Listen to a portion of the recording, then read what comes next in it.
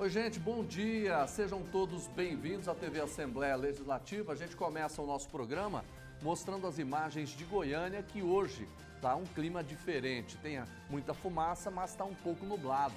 A expectativa e a previsão da meteorologia é que pode chover ainda hoje ou no máximo amanhã. E a gente já percebe que isso está acontecendo em algumas partes do estado.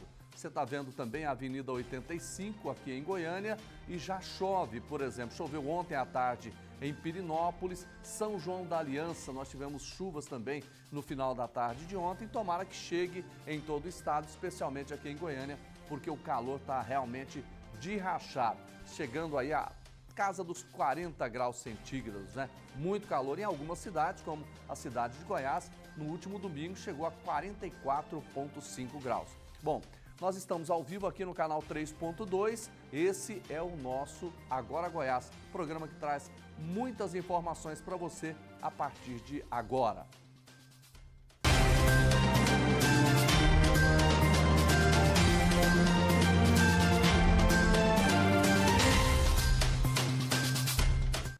Olha, vence hoje a última parcela do IPVA para carros com placas de final número 3. Quem paga em dia evita multa e não corre o risco de ter o carro apreendido numa blitz. Reportagem da Jaque Moura.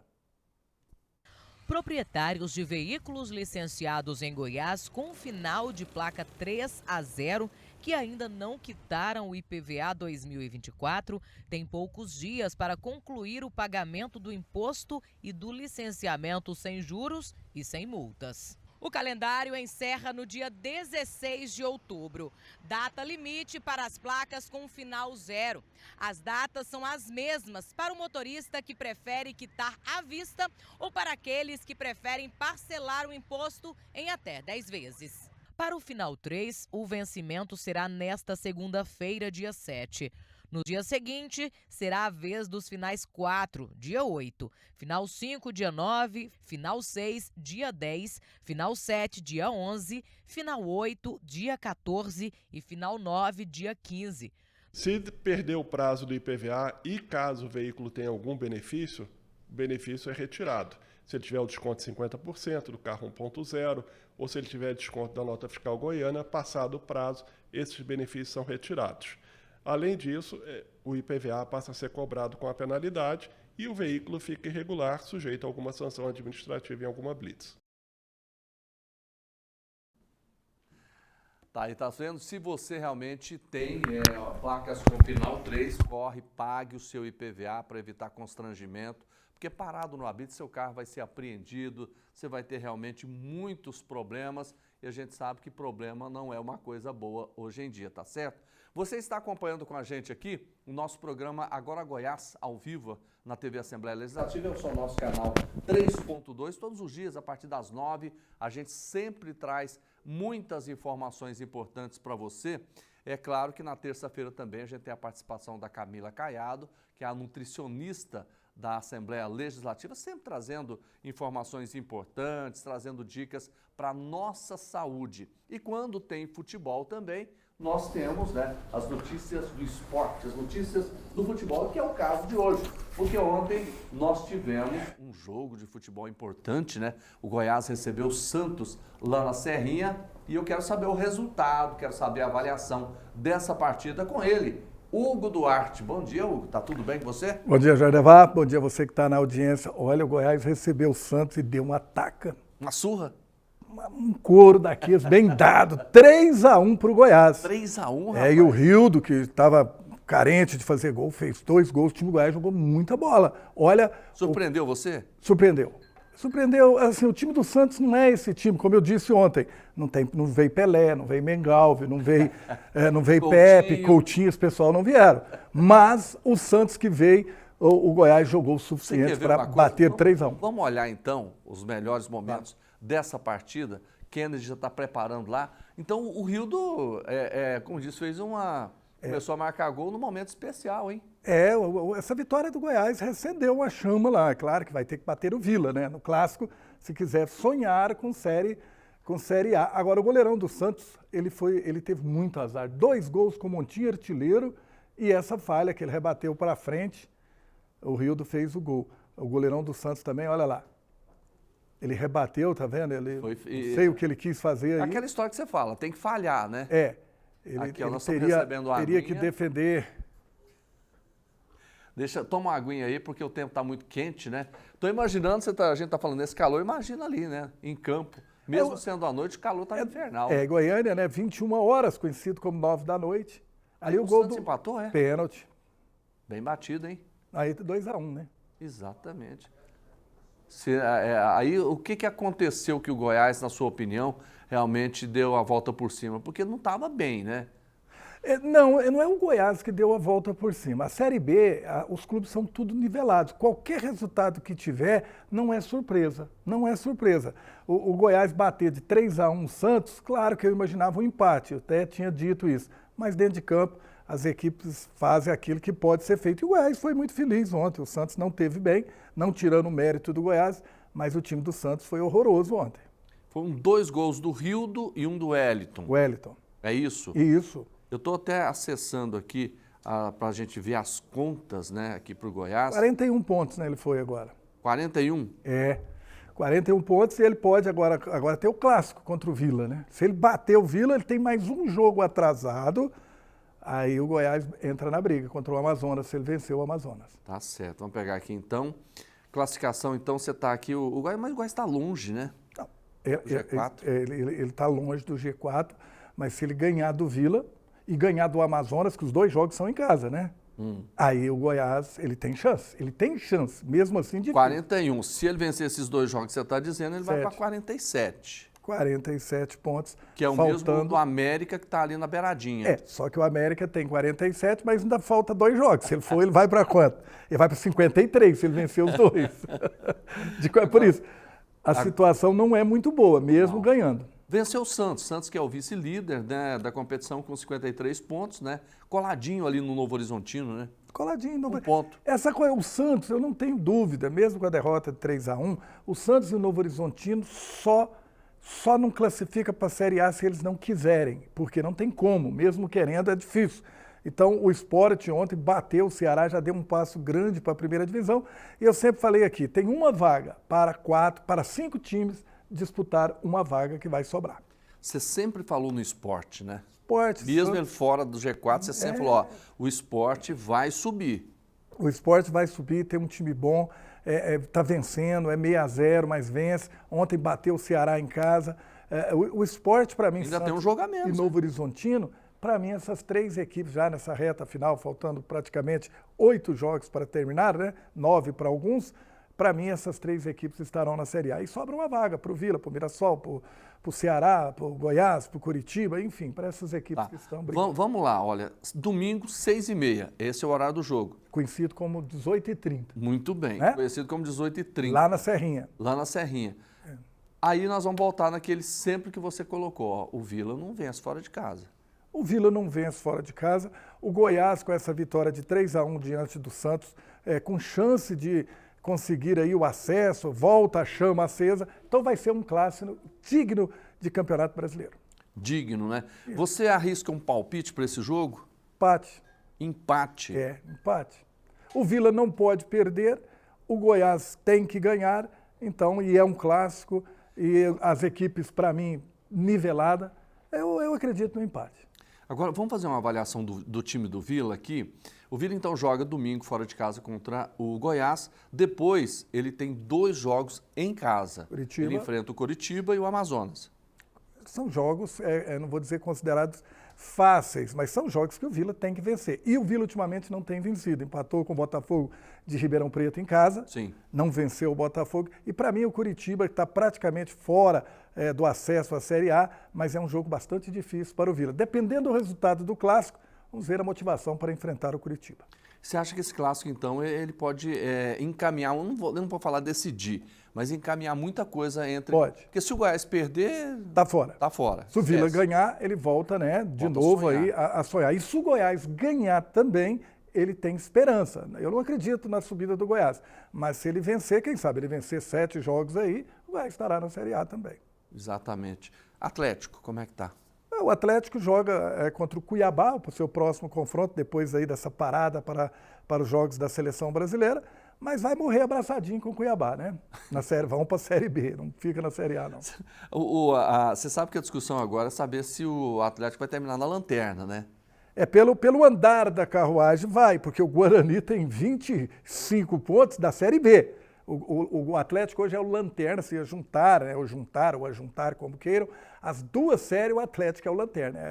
Tem 40 times. O Atlético tem quantos pontos hoje? Você lembra? 21. 21. O Guarani tem 25 na Série B. O Guarani é o lanterna da Série B e o Atlético lanterna. Das 20 equipes da Série A e da Série B, o Atlético é o lanterna. Então não tem como. Que coisa, hein? O que seria, por exemplo, a saída para o Atlético? Porque agora a gente imagina ele terminando o campeonato e aí ele vai se estruturar para o Campeonato Goiano, que ali ele sempre tem se mostrado um grande competidor. Já é o favorito para ser campeão já. Do Campeonato Goiano, o Atlético. Mas você acha que desse time aí do Atlético, o que tem que se fazer com aqueles jogadores? Obviamente alguns jogadores vão sair, outros vão se manter, mas o Atlético vai vir forte para o Campeonato Goiano e para a Série B. Para mim, o Atlético, o ano que vem, ele volta para a Série A. É um favorito para voltar à Série A. Tá certo, então vamos lá. Hugo, eu quero te agradecer mais uma vez pela sua participação com a gente aqui. É um prazer estar sempre aqui com você. Daqui a pouco... O Alegro Esportes, às 11 horas, com Daniela Mello, Túlio Isaac e eu, Hugo Duarte, te aguardo às 11 horas. O time está completo, ninguém no departamento médico? Falta só você, mas o resto está tudo bem. Em breve eu irei. Ok. Um abraço para você. Outro. Olha, vamos falar da... Gente, tem uma situação que passa a eleição, volta a eleição, a gente sempre acompanha e a gente sempre encontra, que é aquela sujeira nas ruas, né? Para variar, os santinhos são jogados nas portas das escolas, nas proximidades dos locais de votação. É um negócio que parece não ter fim. A imagem aí já está mostrando para você ver toda essa situação. O Jean Diego Luiz fez uma reportagem que a gente vai mostrar, até como alerta, né, sobre essa situação. Santinhos espalhados pelo chão. Esta é a situação em que uma rua de frente a um colégio eleitoral de Aparecida de Goiânia amanheceu no domingo de votação. Não precisa disso, né? Mas fazer o quê? O povo é sem consciência, né? A gente já sabe quem vai votar, não precisa jogar isso no chão, né? Tá errado. Este é um problema recorrente em todas as eleições municipais, estaduais e federais. O ato, além de gerar punição de 6 meses a 1 ano de detenção, também é passível de multa de R$ 2.000 a R$ 8.000. O Ferdinando foi às urnas e não aprovou o que viu. Disse que a sujeira nas ruas reflete a imagem do país. Isso aqui a imagem do Brasil, falta de organização, falta de respeito com as pessoas. Quem jogou isso aqui no chão, nunca deveria ganhar, nunca. Tá, e realmente é lamentável. Vamos falar de segundo turno, porque aqui em Goiás, as 3 cidades que têm direito de ter segundo turno nas eleições vão ter. Goiânia vai ter segundo turno, Anápolis também e Aparecida vai ter segundo turno. Porque o resultado das eleições lá mostraram isso, segundo turno que vai ser disputado já está sendo, né, por 2 candidatos, Leandro Vilela, do MDB, e o professor Alcides, do PL. Os 2 estão na disputa para saber quem vai ser o prefeito de Aparecida de Goiânia a partir de janeiro do ano que vem. Nós vamos acompanhar agora mais detalhes da Isabela Mendes. O resultado confirma o que apontavam as últimas pesquisas de intenção de votos na cidade. Depois da apuração de 100% das urnas, Leandro Vilela alcançou 48,2% dos votos válidos, enquanto o professor Alcides alcançou 43,4% de votos. Durante coletiva de imprensa, a professora Alcides disse que foi vítima de fake news no primeiro turno e irá avaliar a presença nos debates para o segundo turno. No primeiro turno, nós fomos extremamente agredidos e nós vamos mostrar quem que é o nosso adversário. No segundo turno, o senhor vai enfrentar os debates?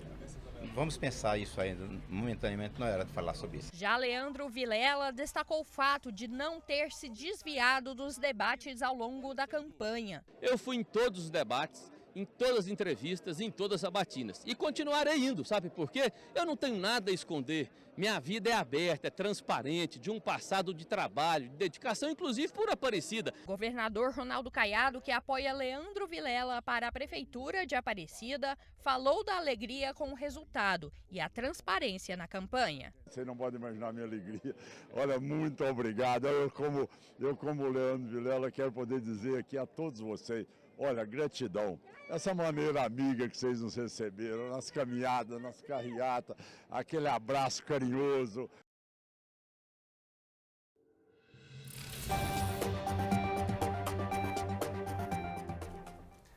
Gente, toda terça-feira, né, a gente tem a participação aqui da Camila Caiado, que é nutricionista da Assembleia Legislativa, sempre traz um tema super legal para a gente discutir que interessa a você. Camila, primeiro, bom dia, tá tudo bem com você? Bom dia, Jordeval, um prazer mais uma vez estar aqui toda terça-feira.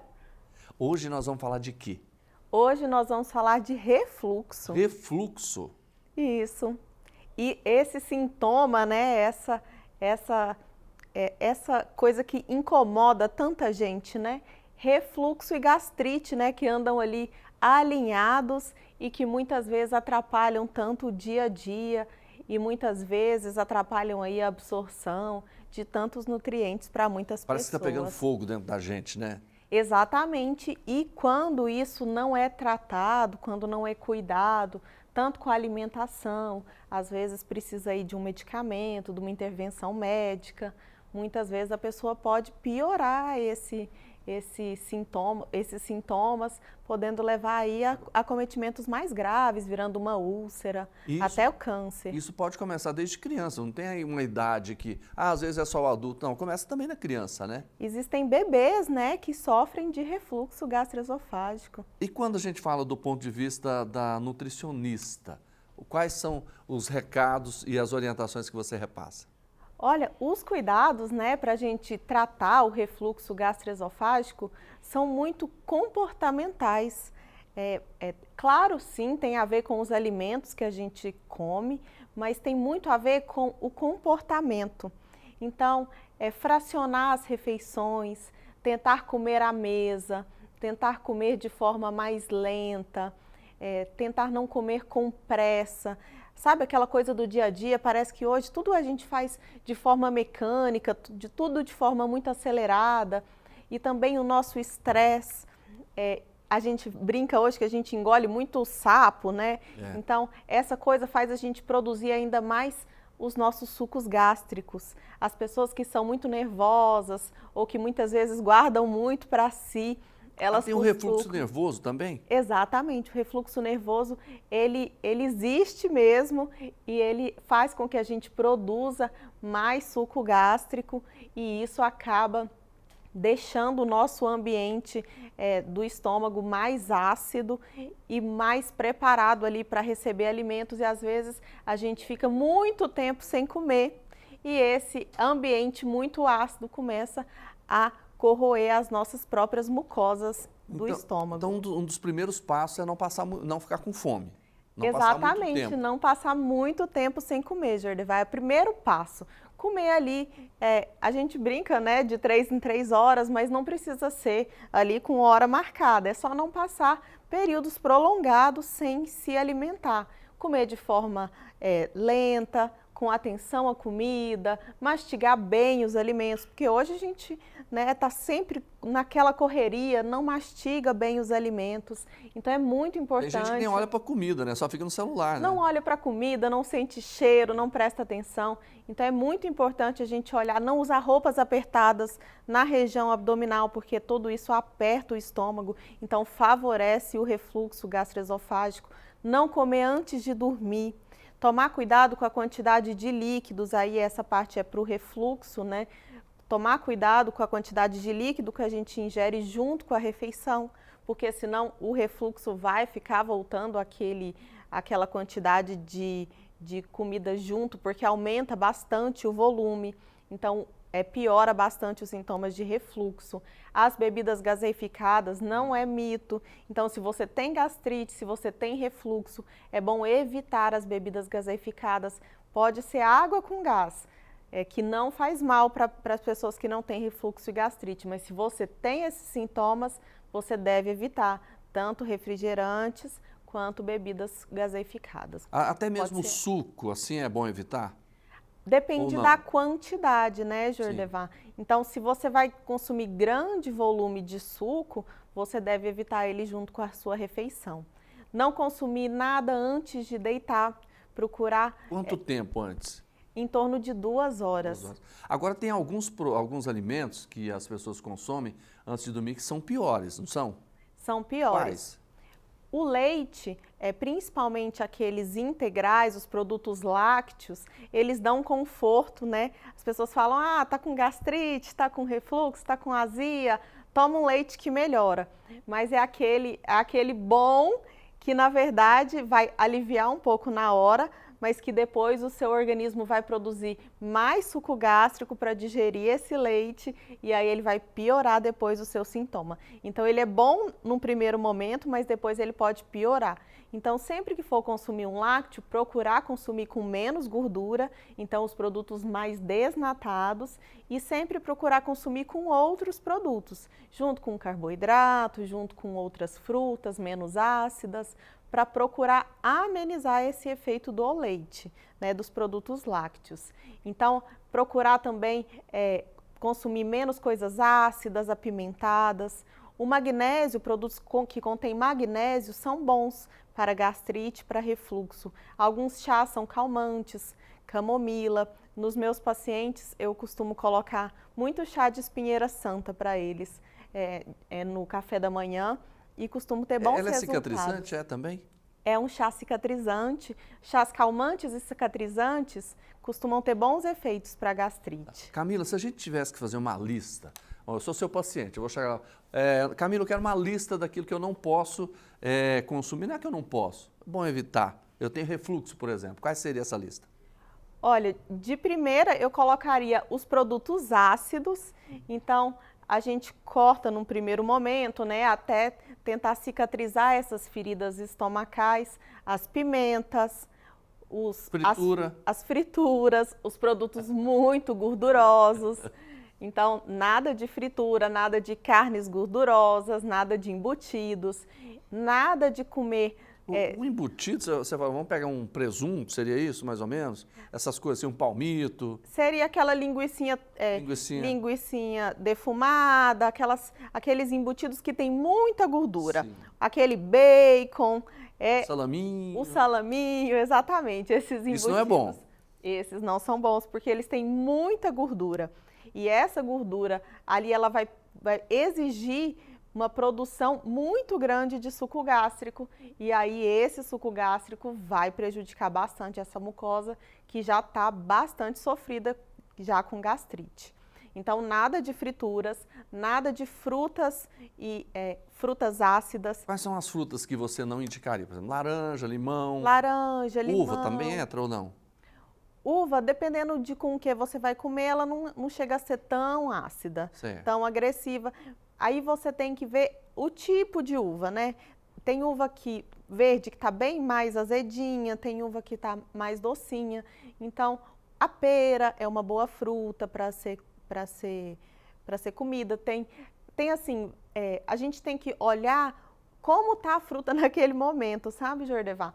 Porque às vezes você indica uma fruta para o paciente e aí, dependendo do jeito, mas, por exemplo, caju, não é uma fruta legal para quem está com gastrite. O limão. Maracujá. São frutas bastante ácidas que não é bastante legal o paciente comer nesse momento que ele está com a gastrite descontrolada. Agora, nós temos um costume que é muito interessante, né? O churrasco com cerveja. Então, quem tem refluxo... Álcool de jeito nenhum para quem está com refluxo. Para quem está com gastrite, de jeito nenhum, porque é um irritante da mucosa. Agora, Camila, não tratando devidamente o refluxo, a coisa pode piorar, pode chegar na úlcera, pode chegar? A gastrite pode chegar na úlcera e o refluxo, ele pode chegar a desenvolver hérnia, você desenvolve cistos, dependendo do grau, né, de não tratamento, que a pessoa não cuida, você pode desenvolver até alguns tipos de câncer, né, por causa de não tratar, de não ter cuidado com o seu trato gastrointestinal, tanto o refluxo, gastrite, quanto com o seu intestino. Então é muito importante a gente não banalizar esse tipo de sintoma e a gente tentar cuidar o mais rápido possível. Você falou aí que a pessoa é importante ela comer, não ficar com fome, diminuir o espaço entre as comidas, a refeição, o lanche e tudo mais. Agora, quando a pessoa pensa assim, não, mas eu tomo café da manhã, eu almoço, eu janto, mas ela come um volume maior, isso prejudica? Prejudica. Volumes muito grandes de refeição fazem com que o nosso estômago fique muito inflado. E ele precisa realmente produzir uma quantidade muito grande de suco gástrico para digerir todo aquele bolo alimentar. E muitas vezes, quando a gente ingere uma quantidade muito grande de comida, é porque a gente não conseguiu mastigar direito. Então, a gente não conseguiu fazer as nossas sinalizações para o nosso cérebro de que a gente já está satisfeito.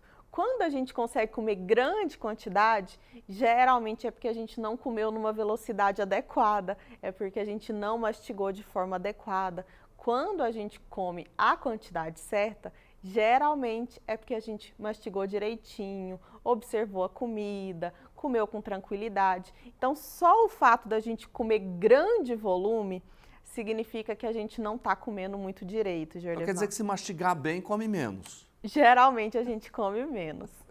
Tá certo. Camila, quero te agradecer mais uma vez por estar aqui com a gente nessa terça-feira. Sempre ela está trazendo essas informações tão importantes, né, para o nosso dia a dia. Obrigado. Eu que agradeço, Jorlevan.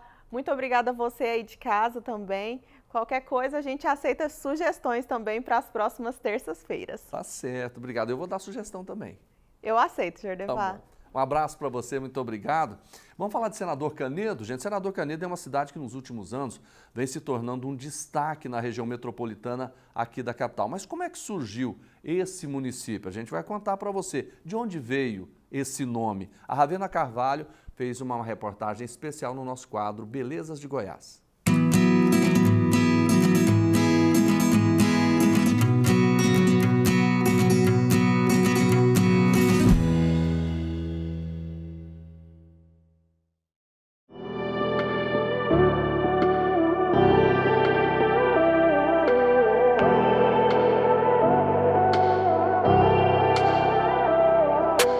Senador Canedo possui uma rica trajetória histórica e desempenha um papel fundamental na formação de sua identidade cultural e na evolução de sua paisagem urbana.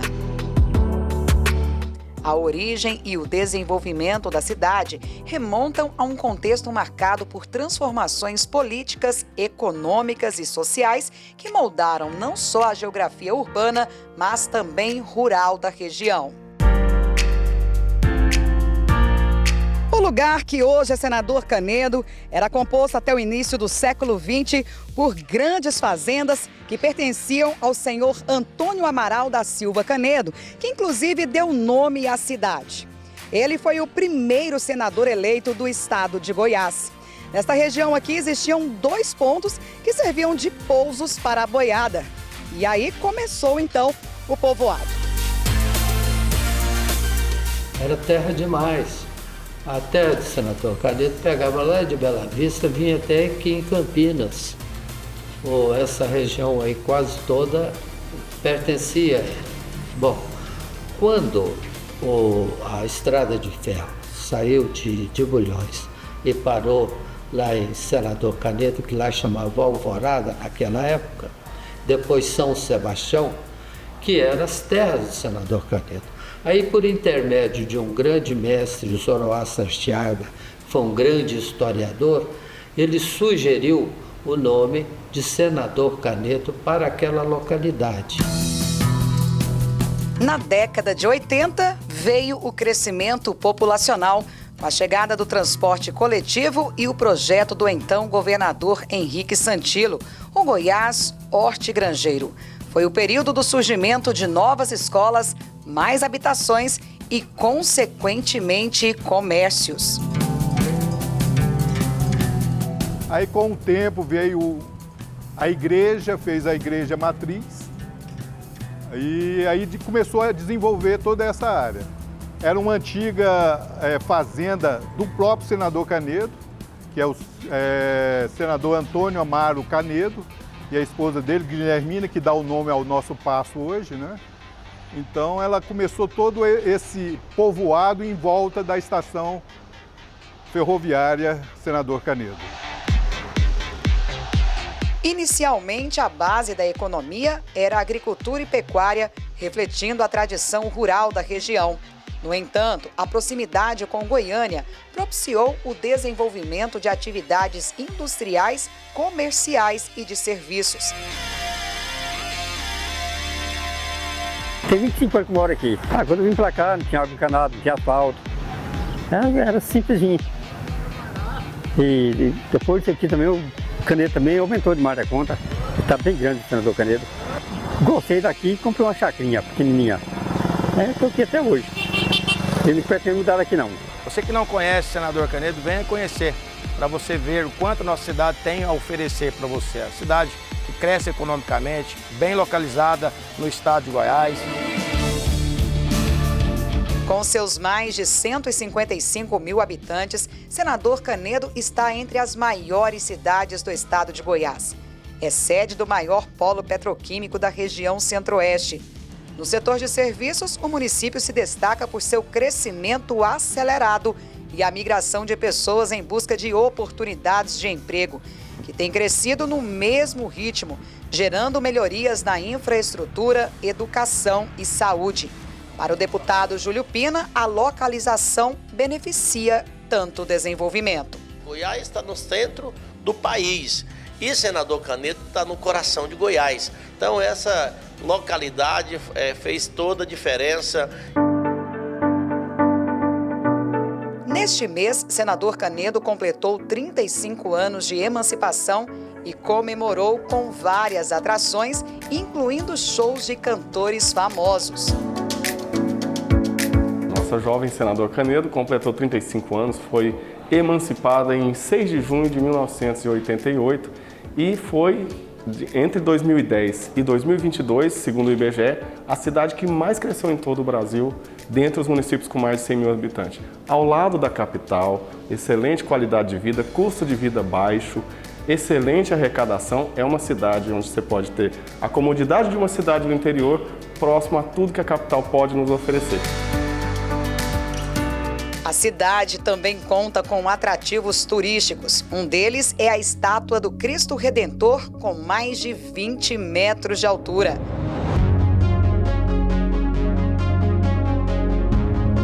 O espaço oferece áreas de convivência para piqueniques e um lindo mirante com vista panorâmica da cidade. Templo ecumênico para celebrações diversas, sanitários, além de iluminação pública em LED e um inteligente sistema de segurança ligado à central de operações da Guarda Civil Municipal. É com este lindo pôr do sol que a gente encerra esta edição do Belezas de Goiás, especial Senador Canedo. A gente se vê na próxima viagem.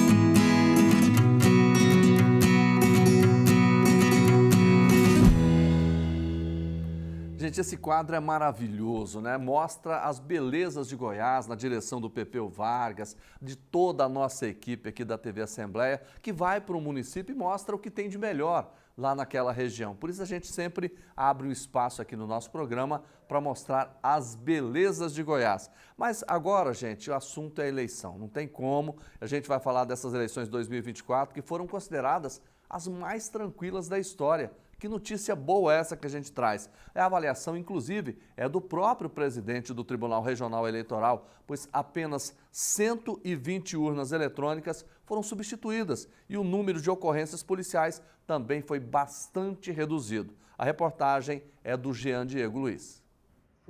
O Centro de Divulgação das Eleições do Tribunal Regional Eleitoral de Goiás é uma estrutura montada para que a apuração dos votos fossem acompanhados em tempo real. Daqui saiu uma informação de que o primeiro município do Brasil a ter o resultado válido foi de Goiás. Em verdade, assim que cheguei, pouco mais das 5 horas, a minha TI já havia comunicado que estávamos na dianteira com a divulgação do primeiro município já com o seu prefeito ali. Perolândia, por aí pelo nome já se vê o sucesso que vem de Pérola. 3.600 policiais trabalharam diretamente na segurança das eleições. O balanço da segurança pública é de 9 pessoas presas em flagrante e outras 68 que responderão à TCO. Foram 9 autos de prisão em flagrante, 68 TCOs no estado todo. Isso praticamente é o que nós temos num dia na Central de Flagrante de Goiânia. Então, se você colocar esses procedimentos que tiveram em 246 municípios, foram ínfimos aí no dia de hoje. A Secretaria de Segurança Pública avaliou como positiva a atuação das forças de segurança e diz repetir o plano de ação para o segundo turno. Vamos estar confeccionando o planejamento para cidades que houver segundo turno. E fica mais fácil porque aí a gente concentra em 3 ou 4 municípios que pode haver segundo turno. Vamos acompanhando então o segundo turno das eleições municipais em Goiânia, Aparecida de Goiânia e também na cidade de Anápolis. Gente, por hoje é só, quero agradecer muito a sua companhia e amanhã a gente está de volta com mais informações. Fiquem todos com Deus, um abraço e até lá.